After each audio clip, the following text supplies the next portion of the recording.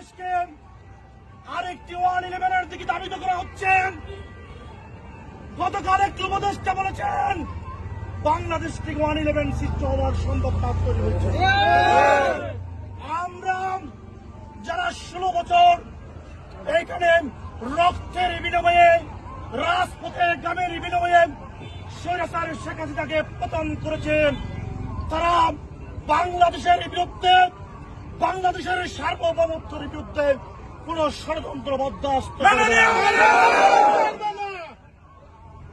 ছাত্র জনতা, উপস্থিত ভাই বন্ধুরা, আপনাদেরকে বলছি আগামী দিনে যেখানে বাংলাদেশের বিরুদ্ধে ষড়যন্ত্র দেখবেন সেখানে আমরা সমাবেত হয়ে ওই প্রতিরোধ গড়ে তুলবে।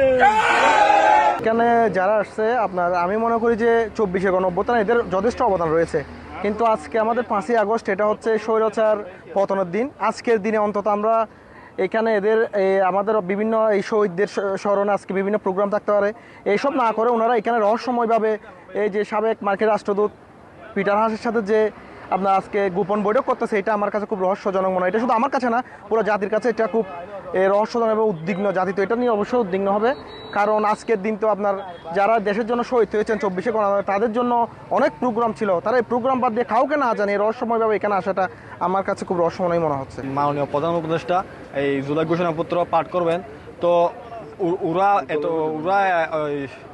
বড় প্রোগ্রাম ওটা না করে আজকে যে এখানে এসে গোপন বৈঠক করতেছে সাবেক রাষ্ট্রদূত পিটার হাসের সাথে, সেটা আমরা কোনো ভালো চোখে দেখতেছি না। আগামী জাতীয় সংসদ নির্বাচনকে